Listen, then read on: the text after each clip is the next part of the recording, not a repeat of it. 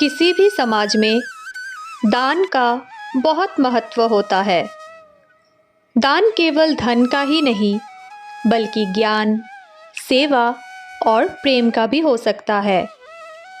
ये कहानी एक ऐसे राजा की है जो ये जानना चाहता था कि सबसे बड़ा दान क्या होता है और किसने सबसे महान दान किया है। बहुत समय पहले मगध नामक राज्य में राजा धर्मसेन का शासन था। वे बहुत दयालु और न्यायप्रिय राजा थे।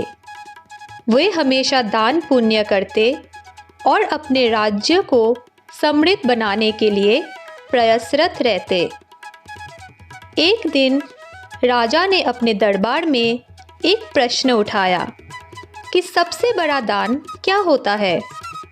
दरबार में मौजूद विद्वानों, मंत्रियों और दरबारियों ने अपने अपने विचार रखे। कुछ ने कहा कि सोने चांदी का दान सबसे बड़ा होता है, तो कुछ ने कहा कि शिक्षा का दान सर्वोत्तम है। राजा को कोई उत्तर संतोषजनक नहीं लगा। उन्होंने घोषणा की कि जो उन्हें ये बता सके कि सबसे बड़ा दान क्या होता है, उसे वो मोहरों से तोल देगा। राजा की घोषणा सुनकर पूरे राज्य में चर्चा होने लगी। ये समाचार एक महान संत महात्मा ज्ञानदास तक पहुंचा। वे बहुत ज्ञानी और अनुभवी थे।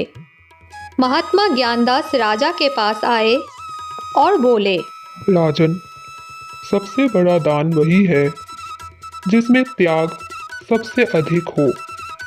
यदि आप इसे समझना चाहते हैं तो आपको स्वयं इसे अनुभव करना होगा।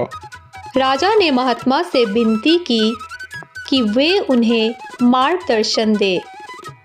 तब महात्मा बोले, आपको अपनी पहचान छुपाकर प्रजा के बीच जाना होगा और देखना होगा कि लोग किस तरह का दान करते हैं।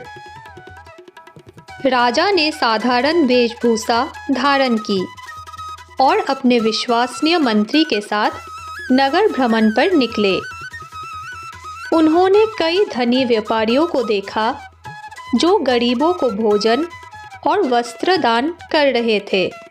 राजा को ये देखकर प्रसन्नता तो हुई, लेकिन संतोष नहीं हुआ। उन्हें लगा कि ये दान करने वालों के पास प्रचुर संपत्ति है, इसलिए उनके लिए ये कोई बहुत बड़ी बात नहीं थी। घूमते घूमते राजा एक झोपड़ी के पास पहुँचे। वहाँ एक गरीब वृद्ध महिला रहती थी जिसका नाम रुक्मणी था। वो बहुत निर्धन थी और मुश्किल से 2 समय का भोजन जुटा पाती थी। राजा ने उसकी परीक्षा लेने का निश्चय किया। उन्होंने उससे कहा, माँ, मैं बहुत भूखा हूँ, क्या तुम मुझे कुछ खाने को दे सकती हो? रुक्मणी ने बिना किसी संकोच के अपनी एकमात्र रोटी राजा को दे दी। राजा ने पूछा, माँ, तुम्हारे पास और कुछ है? बेटा, मेरे पास बस यही था। अब मैं भूखी रह लूँगी। राजा ने देखा कि ये महिला निस्वार्थ भाव से दान कर रही है, बिना किसी स्वार्थ के।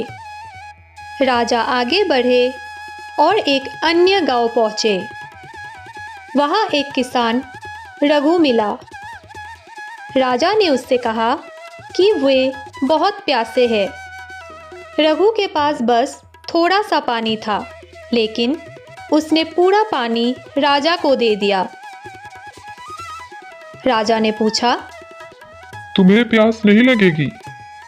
रघु मुस्कुराकर बोला, भाई साहब, यदि मेरा पानी किसी की प्यास बुझा सकता है तो यही मेरा सौभाग्य है।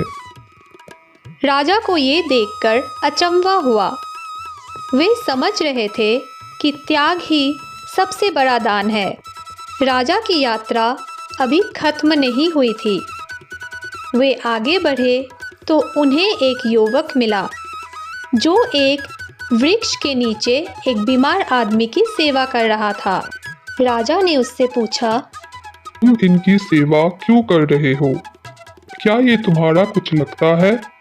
युवक बोला, मेरा कोई संबंध ही नहीं, लेकिन ये बीमार है और इसे सहायता की आवश्यकता है। अगर मैं इनकी सेवा नहीं करूँगा तो ये मर भी सकता है।